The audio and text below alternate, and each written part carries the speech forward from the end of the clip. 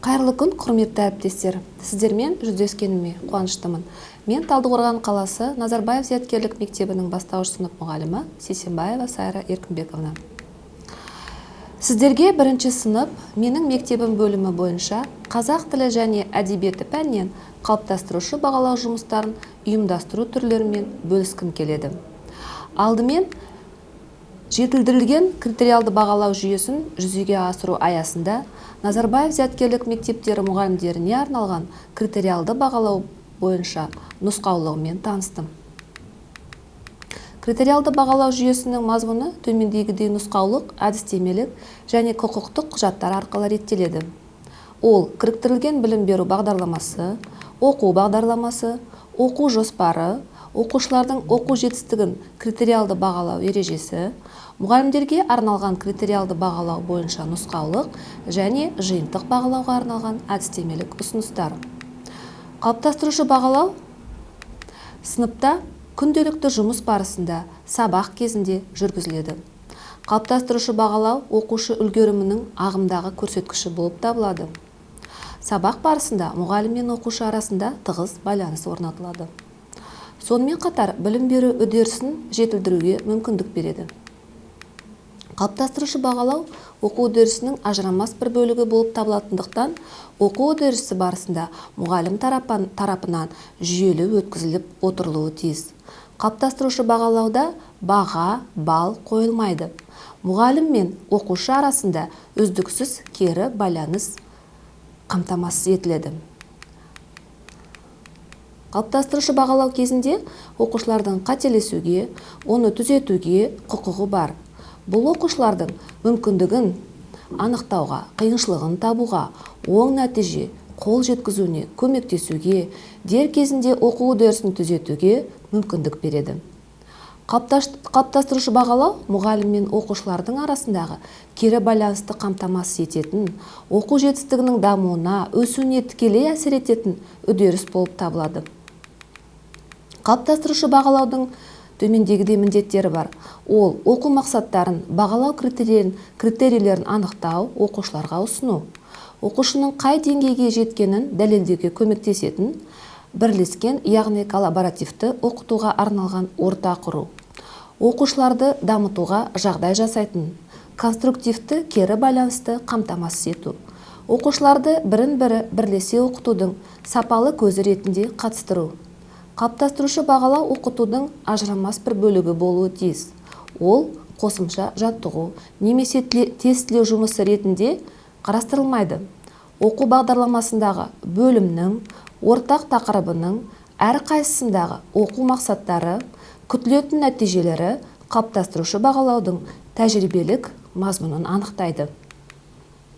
Мұғалімнің іс-әрекетіндегі қалыптастырушы бағалау үдерісі келесі кезеңдерде жүзеге асырылуы талап етіледі. Қалыптастырушы бағалауды ұйымдастыру және жоспарлау, қалыптастырушы бағалау әдістерін таңдау.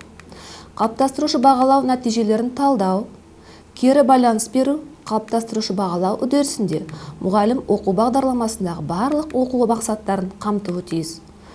Оны жоспарлау кезінде мұғалімге оқу бағдарламасымен, оқу жоспарымен танысу және оқу мақсаттарына талдау жасау. Оқу бағдарламасына сәйкес оқу мақсаттары негізінде бағалау критерийлерін құрастыру. Тапсырма құрастыру кезінде саралау, яғни дифференциациялау. Тәсілін қамтамасыз ету үшін бағалау критерийлерін ойлау дағдыларының деңгейлеріне бөлу. Бағалау критерийлеріне сәйкес тапсырмалар құрастыру. Әр тапсырмаға дескрипторлар құрастырылады. Бағалау кезінде мұғалімнің шешімі анық болу үшін тапсырмалардың дескрипторлары дәл, нақты болуы қажет. Менің мектебім бөлімінде мен оқушымын тақырыбы бойынша тыңдалым және айтылым бөлімі, бөлімше 1-9, яғни сөздерді, дыбыстарды орфоэпиялық нормаларға сәйкес дұрыс айту.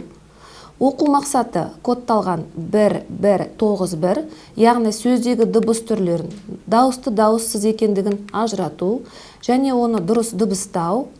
Ойлау дағдысының деңгейі бойынша, яғни Блум бойынша бұл білу және түсіну. Бағалау критерийі дыбыстарды түрлеріне қарай дауысты немесе дауыссыз екенін ажырату. Сонымен қатар балаларға төмендегідей тапсырма берілді. Тапсырма: суреттегі заттарды атаңыз. Сөзде неше дыбыс бар? Сөздегі дауысты дыбыстарды қызыл түспен, дауыссыз дыбыстарды көк түспен бояңыз деген тапсырма берілді. Яғни, бағалау критерийіне сәйкес дескриптор құрастырылды. Дескрипторда оқушы суреттегі заттарды атайды, сөздегі дыбыс санын анықтайды, сөздің құрамындағы дауысты және дауыссыз дыбыстарды ажыратады, оларды дұрыс дыбыстайды және дыбыстарды сәйкес түспен бояйды деп көрсетілген. Міне, осыған байланысты қазір сіздер төмендегі сабақ көрінісінен осы тапсырманы оқушылардың орындау барысын көресіздер. Жақсы. Партаны буынға бөлеміз. Мансұр, қанша буын бар? Екі буын бар. Қанша дауысты дыбыс бар? Гүлсім? Дауысты екі. Екі. Қанша дауысты дыбыс бар екен? Дауысты дыбыс. Дауыссыз дыбыс. Дауыссыз дыбыс. Конечно. П, Р, Т. Қанша дауысты дыбыс бар екен? Үш. Үшеу екен. Тақта буынға бөлеміз. Қанша буын бар? Қанша буын? Тақта деген сөзде екі буын бар. Өте жақсы. Міне оқушы орта жауап беріңіз. Тақта деген сөзде қанша дауысты дыбыс бар? Ескеріңіздер. Екі дауысты дыбыс. Аташы, қандай дауысты дыбыс? А, екеуі де А екен. Қанша дауысты дыбыс бар, Амина? Үш дауысты дыбыс бар. Жақсы, атаймыз. Т, Х, Т. Жақсы. Сызғыш буынға бөлеміз. Тағы да. Неге бірге жасамайсыңдар? Қанша буын бар, Амина? Екі буын бар. Екі буын бар. Сызғыш деген сөзде қанша дауысты дыбыс бар, Айнұр? Екі. Қандай? О.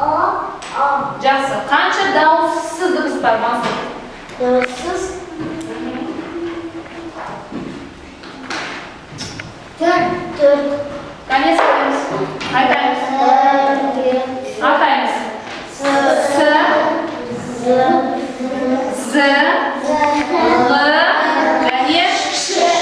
Қанша дауысты дыбыс? Төрт дауысты дыбыс. Енді сендердің алдыларында тапсырма берілген. Осы берілген сөздердің суреті берілген және астында нелер берілген? Дөңгелектер берілген.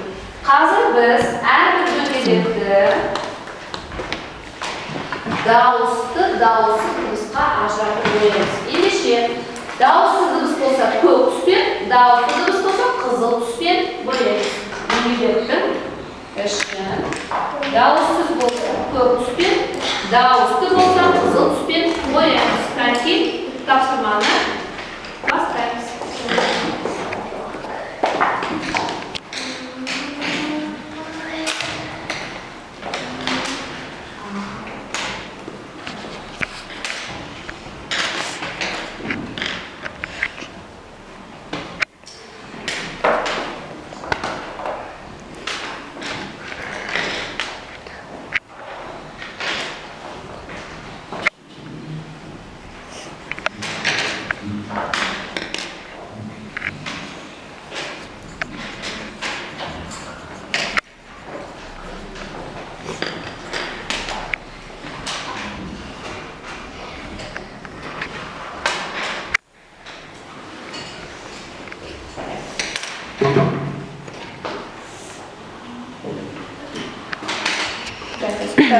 Елена, соңғы берілген суретте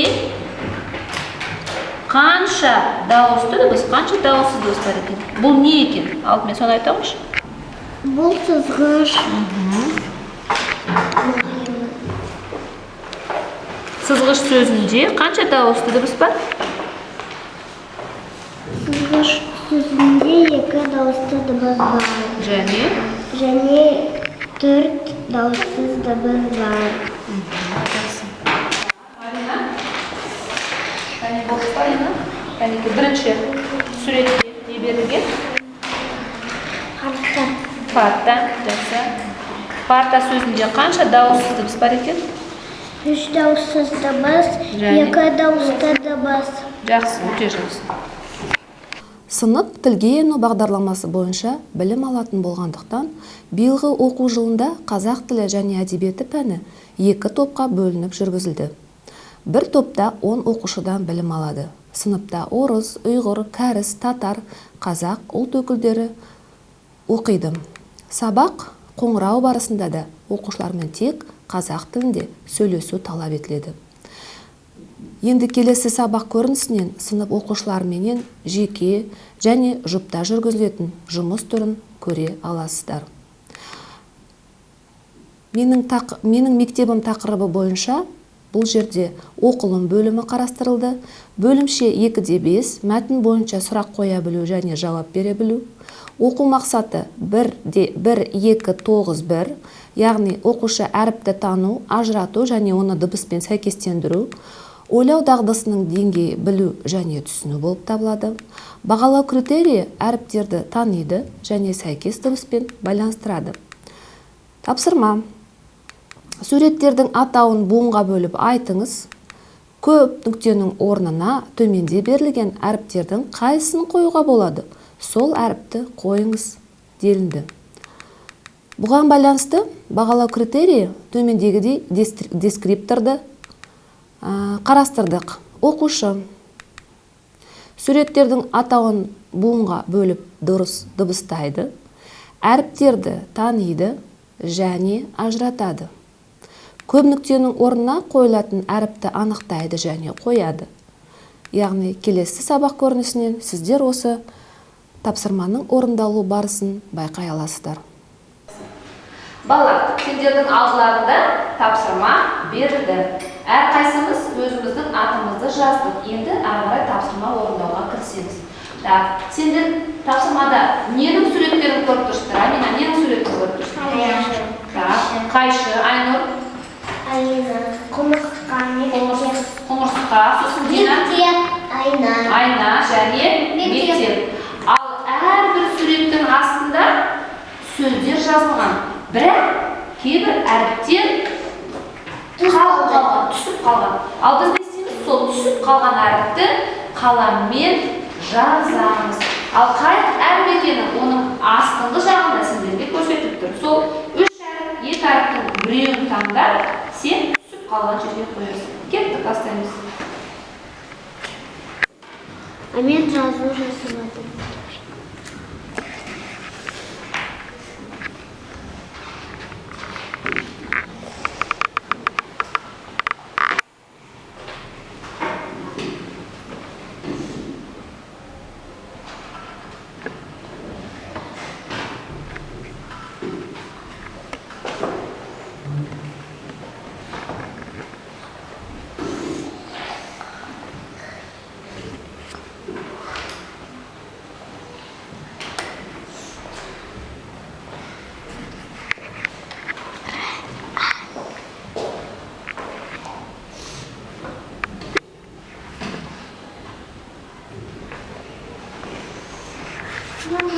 Мен болдым.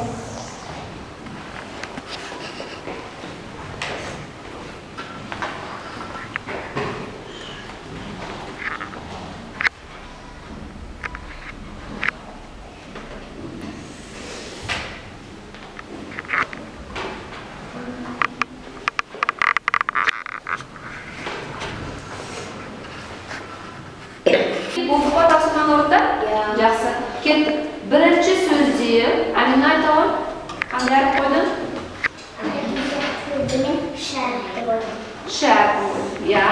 Қайшы деген сөзде шәріп түсіп қалған екен. Келесі Дина, келесі сөзде қай әріпті қойдың? Қандай әріп қойдың? Дұрыс па бала? Жоқ. Дұрыс емес. Мансұр, сен қандай әріп қойдың? Қандай үй қойдың? Қандай үй? Қысқа үй қойдың, иә? Сонда қандай сөз шықты сенде? Айна. Айна, жақсы. Алина? Сен қандай сөз қойдың келесі? Келесі неде қандай әріп қойдың? Karxım ben kıydım. Қандай? Karxım. Қандай сөз шықты сонда? Kumurska. Жақсы. Имен соңғы сөз. Қандай әріптер қойдың? Так. Қанша әріп қойдың? Екі. Сонда қандай сөз шықты? Ғимарат. Ғимарат. Жақсы. Балалар, қазір сендерге екеуіне жеке-жеке әріп беремін, иә? Сендер сол берілген әріпте сөз құрастырулар. Иә? Так, қазір әріптерді алыңдар да қараңдар, қандай әріптер екен? Дәлді қарайғы, қандай әріптер екен? Бірінші қойып алыңдар әріптеріңді былай. Енді осы әріптерден бір сөз болу керек, бір сөз шығу керек. Кәне көріп, құрастырып көрейік, иә?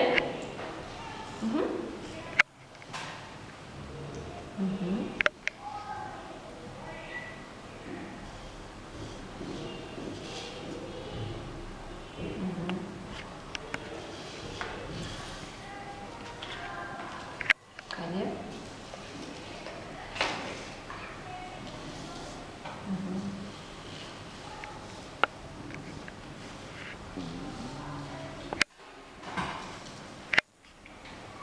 Аттау қайта алады.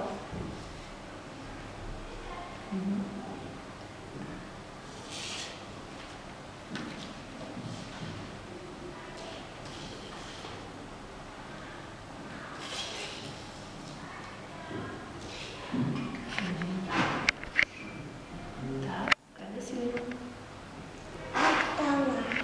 Өте бір көп. Аптар деген сөз болады ма? Жаңа сен бірінші қандай сөз құрадың? Р-ны алып тастадың, қандай сөз құрадың? Апта. Көрініп тұр ма? Апта деген сөз құрадың. А бізде Р әрпі қалып қалды, иә? Апта деген сөз құрадың. Жақсы. Енді осы Р әрпін пайдаланып, тағы да әріптердің орындарын ауыстырып, тағы да басқа сөз құрастыруға болады ма? Кәне құрастырып көремін. Сен құрастыра бер, қазір дәлік көріп. Дәлік болды ма сен? Кәне қандай сөз болды сенде? Оқушы. Жақсы. Оқушы. Қанша әріп бар екен оқушыда? Бес әріп бар екен. Қанша дыбыс бар? Буын. Сен буынды жасап аласың. Дыбыс дегеніміз? О дыбыс, Қ дыбыс. Қанша дыбыс бар? Бес? Бес дыбыс. Ал буынға бөлші?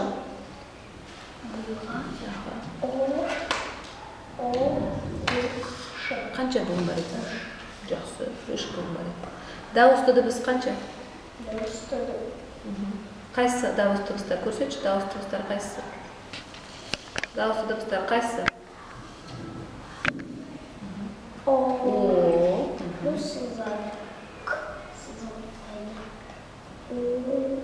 У қандай? Дауысты, иә? Кейде дауыссыз болады, иә? Ш. Дауыссыз емес. Созылады ендеше ол. Дауыс. Т. Жақсы, молодец. Так, болды ма, Селима? Так. Давид, сен Селимаға көмектесші келе ғой. Давид, келе ғой. Екеуміз жасап көрейік. Селима екеуін бірге көрейік. Қандай сөз шығады?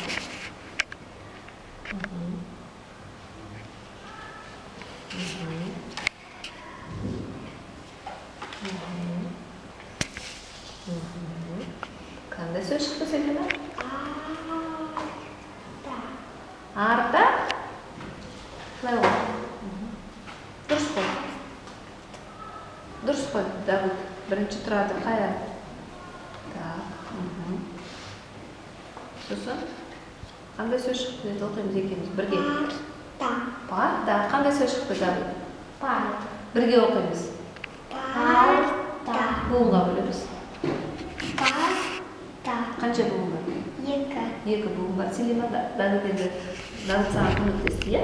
Енді Селимаға сұрақ қояйық, Селима жауап берсін. Селима, парта деген сөзде дауысты дыбыстар бар ма? Дауысты дыбыс, дауысты әріп бар ма?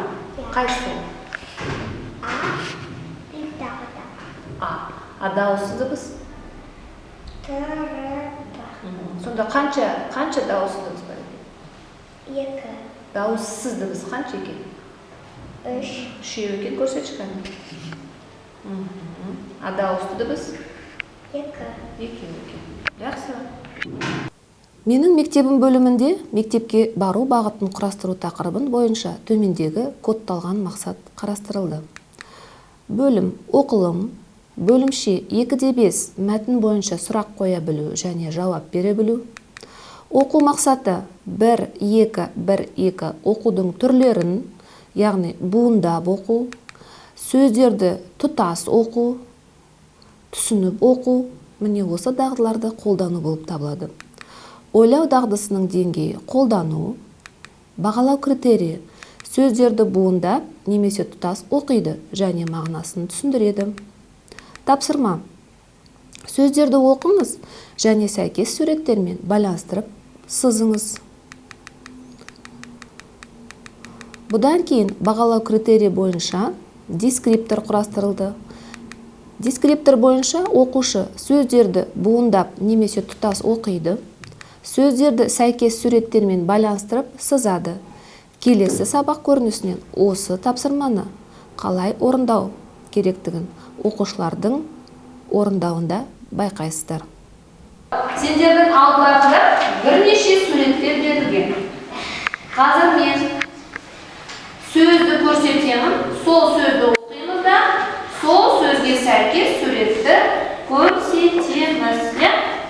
Амина? Терезе. Как бәріміз қоймай айтамыз? Терезе. Қане көрсетеміз? Так, терезе. Қанша буын бар екен, Ескендір? Үш буын бар. Қанша дауыс дыбыс бар, Амина? Үш. Үш дауысты дыбыс бар. Так, Дина, қанша дауыс дыбыс бар? Үш. Үш дауыссыз толық жауап бер. Үш дауыссыз дыбыс бар. Жақсы, кеттік. Келесі қоямыз.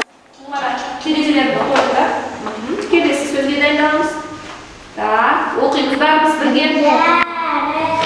Тағы да. Жақсы, көрсетеміз. Дәрігерді суретін. Жақсы. Так, дәрігер сөзінде Алина қанша дауысты дыбыс бар екен? Қанша дауысты дыбыс бар екен?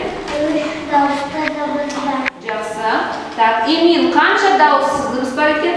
Дауыссыз дыбыс бар. Төртеу. Төрт дауыссыз. Дыбыс бар. Жақсы. Толық жауап береміз, иә, бала? Қатты сөйлейміз. Келесі сөз. Оқимыз бәріміз бірге. Ғимарат. Ғимарат. Жақсы. Қанша буын бар екен, Айна? Қанша буын бар екен? Үш. Үш буын бар екен. Так. Мансур, қанша дауысты дыбыс бар екен? Үш. Толық жауап береміз. Үш дауысты дыбыс бар. Жақсы. Ескендір, қанша дауыссыз дыбыс бар? Төрт дауыссыз дыбыс бар. Тамаша. Так, қане қоямыз суретімізді. Так, енді келесі сөзді оқимыз. Ілгіші. Бірге. Так, көрсетейін суретті. Так. Ілгіш сөзінде қанша дауысты дыбыс бар? Ілгіш сөзінде Дыбыс бар. үш дауысты дыбыс бар, жақсы. Амир, қанша дауысты дыбыс бар? Екеу. Толық жауап беремін. Ілгіш сөзінде Ілгіш сөзінде екі дауысты дыбыс бар. жақсы. Қоямыз суретімізді. Так, енді келесі сөзді оқимыз. Бір, тағы да. Жақсы. Қанша буын бар екен, Амина? Бір буын бар. Неге бір буын бар, Алина? Алина, неге бір-ақ буын бар? Кішкене әріп бар. Кішкене әріп бар деп айтамыз ба, Айна? Үлкен дауысты бір әріп бар. Өйткені дауысты дыбыс бізде біреу ғана екен, иә? А дауысты дыбыс қанша екен бізде, Мансур? Дауыссыз дыбыс қанша екен? Екеу. Жақсы, суретімізді қоямыз. Соңғы қалды сурет, ол не суреті? Айран. Қане бұнға бөлеміз? Тағы. Жақсы, қанша буын бар екен? Екі. Гүлсім? Иә, Ескендір қанша буын бар? сөзінде екі буын бар. Қанша дауысты дыбыс бар, Алина? Айрат сөзінде қанша дауысты дыбыс бар? Екі дауысты дыбыс бар. Қанша дауысты дыбыс бар, Дина? Айрат сөзінде. Айрат сөзінде үш Дауыссыз дыбыс. Осы мақсатты басқа тапсырма түрін ұйымдастырып өткіздім. Бұл тапсырманы орындау барысында түрту алу әдісін пайдаландым. Яғни келесі сабақ көрінісінде осы мақсатты басқаша, яғни басқа қалай алу керектігін байқай аласыздар.